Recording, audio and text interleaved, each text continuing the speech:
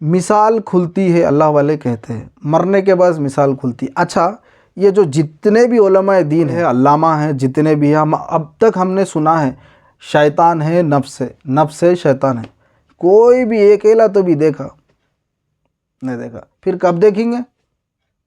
اور کون دکھائیں گا کیسے رہتا؟ اور نہیں معلوم، دونوں بھی غائب ہے، نفس بھی نہیں دکھتا، شیطان بھی نہیں دکھتا، کون دکھائیں گا تمہارے کو؟ کب دیکھیں گے تم؟ تو حضور فرمائے کہ مرنے کے بعد نفس کی مثال کھلتی ہے۔ بولے کیا بول رہا ہوں؟ مثال نفس ہے، حقیقی نفس نہیں ہے، نفس تمہیں سے، نفس ایک دھوکہ ہے، سمجھو تم، یہ باطنی تعلیم ہے، لوگاں نہیں دیتے کوئی بھی ایسی تعلیم، لوگ بتا ہی نہیں سکتے نفس کیا ہے۔ نفس ایک شے سمجھ رہے، نفس ایک کوئی شے ہے سمجھ رہے، نہیں ہے۔ نفس کا اختیار فقط تمہیں ہے۔ وہاں پہ نفس کی مثال کھلتی ہے قبر میں، نفس نظر نہیں آتا، وہاں پہ بھی نفس کو نہیں دیکھ سکتے۔ اگر جو بندہ یہاں نفس کو نہیں دیکھا، جو بندہ یہاں نفس کو پہچانا، پھر وہاں پہ نفس کو پہچان سکتا۔ نفس کیا ہے نہیں معلوم لوگوں کو، اس لیے مولا علی علیہ السلام بولے کہ جو نفس کو پہچانا اس نے اپنے رب کو پہچانا۔ یہ تعلیمات جو ہے نا حاصل کرنا ہے، اللہ والے اولیاء اللہ کہ جتنے بھی ہم تک تعلیم آئے ہیں، جو سینہ بہ سینہ۔ اور ایک بات، کتابی علم اور ہے، حالی علم اور ہے۔ کتاب کا جو علم ہے وہ اور ہے، کتابوں کے حد تک رہتا ہے، پڑھو دے سکتے، پھر نہیں پڑھے تو علم نہیں دے سکتے، کتاب کا علم۔ اور جو بیت بارے حال سے جو لیا علم، وہ تم آدھی رات کو نیند میں سے اٹھاؤ پھر علم دے سکتے۔ وہ ہے اللہ والوں کا درس، وہ اللہ والوں کی صحبت ہے، وہ اللہ والوں کے ساتھ بیٹھنے کا نتیجہ ہے۔ وہ دیکھیں اصحاب صفہ بولتے، کیا ہے؟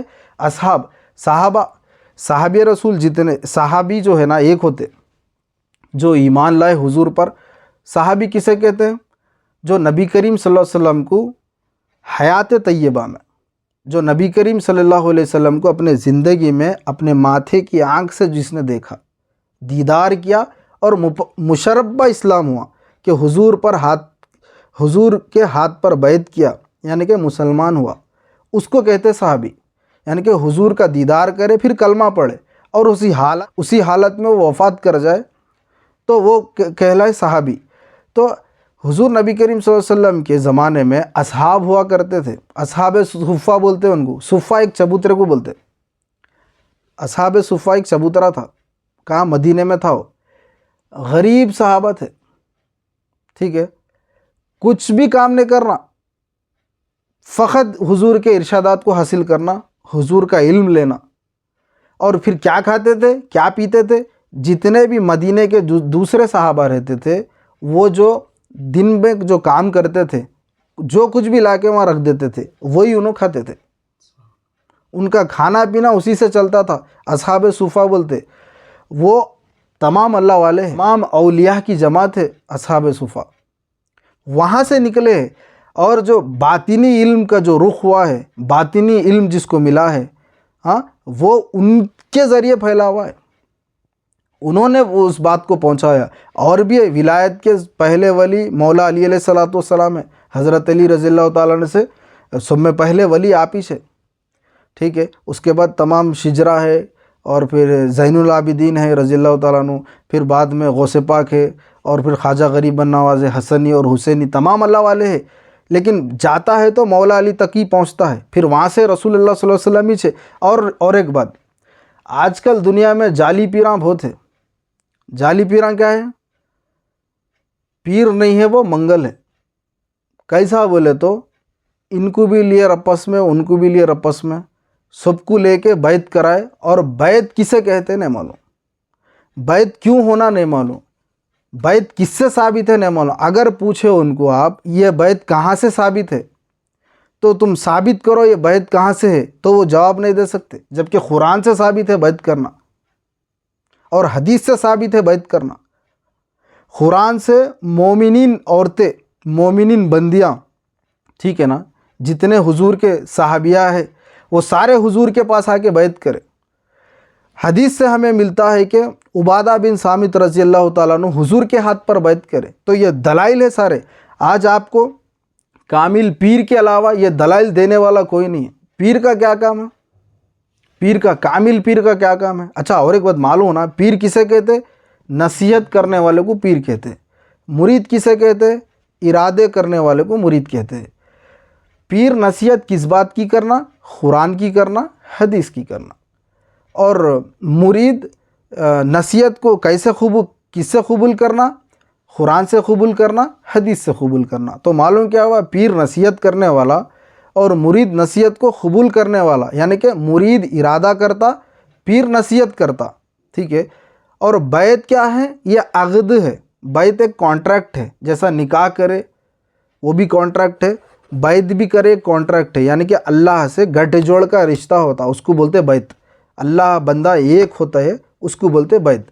اور ایک بات، پیر جب بیعت کرے تو پیر کا یہ کام ہے کہ اس کو اپنے پیچھے نہیں کرنا۔ کامل پیر کی نشانی ہے کہ مرید جس کو بنا رہے وہ اپنے پیچھے نہیں لگا لینا، اس کو اللہ کے پیچھے لگانا۔ اس کو مرید کو اپنا نہیں بنانا، اللہ کا بنانا۔ یہ کامل پیر کی نشانی ہے، کامل پیر کی علامت ہے۔ یہ کوئی اپنے پیچھے لگا تو انہیں پیر نہیں ہے انہیں، کیونکہ اس کا فریب ہے، اس کا دھوکہ ہے، وہ دنیا طلب کرتا ہے اس سے اور اس سے دنیا حاصل کرتا ہے۔ جو کوئی کامل پیر ہے وہ مرید جب بناتے ہیں، بیعت جب کرتے ہیں تو وہ اللہ سے ان کا گٹھ جوڑ پیدا کر دیتے ہیں، اللہ سے ان کو ملا دیتے ہیں۔ اور پیر کے پاس کیا ملتا؟ پیر کے پاس کیا ملتا؟ اگر آپ سونار کے پاس جاؤ تو کیا ملتا؟ سونا ملتا۔ اگر آپ قصاب کے پاس جاؤ تو کیا ملتا؟ گوشت ملتا۔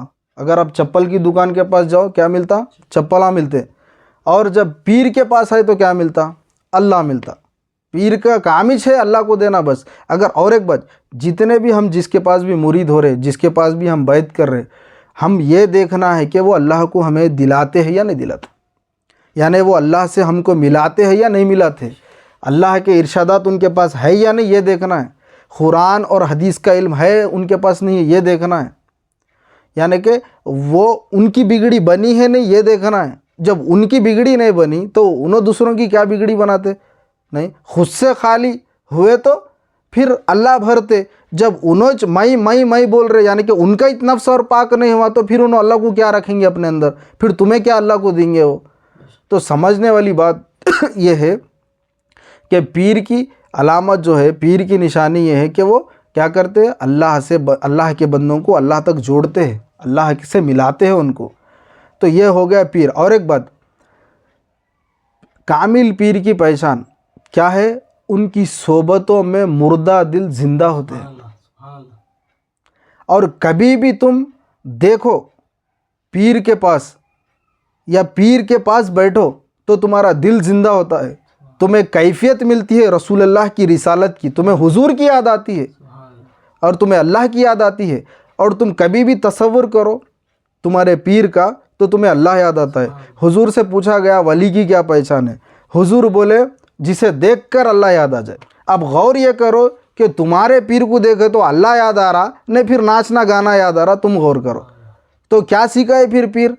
مطلب بولنا، میرا لہجہ، میرا بولنے کا مقصد حق ہے، کیونکہ میں حق کی طرف بلا رہا ہوں، میں قرآن کی طرف بلا رہا ہوں، اللہ کے رسول اللہ صلی اللہ علیہ وسلم کے حدیث کی طرف بلا رہا ہوں، میں علم کی اعتبار سے گفتگو کر رہا ہوں، میں جو سمجھ رہے ان کو کہہ رہا ہوں میں۔ تو کامل پیر جو ہے، مطلب پیر سے مراد، اچھا اور ایک بات، پیر کس کو بولتے؟ اللہ کے ولی کچھ پیر بولتے۔ ولیج پیر ہوتا، پیرج ولی ہے۔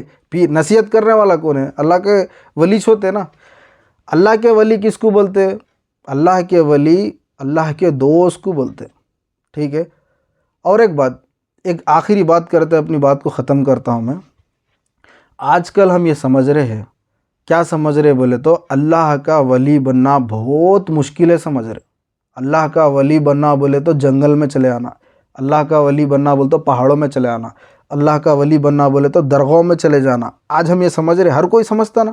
نہیں، اتنے عبادتیں کرنا، اتنے نمازاں پڑھنا، ٹھہر کے پڑھنا، ایک ٹانگ اٹھا کے پڑھنا، بیوی بچوں کو چھوڑ دینا، وہ بڑی ولایت کے لیے بہت پاپڑا بیلنے پڑتے ہیں بھائی، بہت مشکلیں ہوتے بولتے۔ ہر کسی کو علم نہیں ہے یہ سمجھ رہے، لیکن اللہ ولی الذین آمنوا، اللہ دوست ہے ایمان والوں کا۔ دیکھو قرآن پڑھ رہا ہوں، اللہ کیا کہہ رہا؟ تم ایمان لا لو، میں تمہارا دوست بن رہا ہوں۔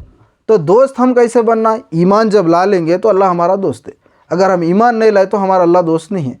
اب تم دیکھو پھر وہ عبادتیں، وہ ریاضتیں کر رہے، وہ کیا ہے؟ وہ مقامات کے لیے ہوں گے، وہ کچھ اور ہوں گا۔ اور ایک بات، حضور نبی کریم صلی اللہ علیہ وسلم کے 11 ازواج ہے، کتنی بیویاں ہیں؟ 11-12 بیویاں حضور کی 11 ہے۔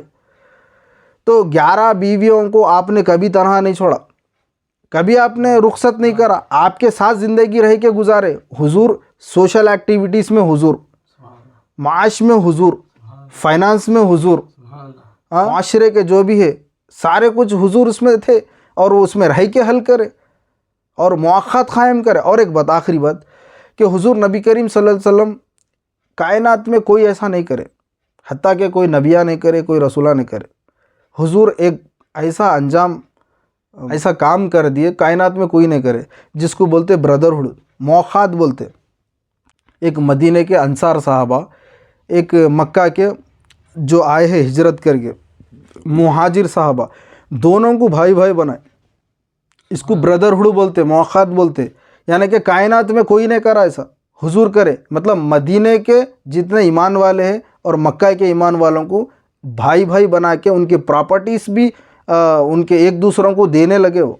یہاں تک کہ ایک صحابی رسول، آپ 2 بیویاں تھے تو ایک بیوی کو طلاق دیے، پھر دوسری بیوی کو اور ایک صحابی رسول کے حق میں دیے، وہ تھے مکہ والے، مکہ کے رہنے والے۔ تو ایسا بردرہڈ قائم کرے حضور نبی کریم صلی اللہ علیہ وسلم، اور کائنات میں ایسا کوئی بھی نہ کرے، صرف واحد کرے۔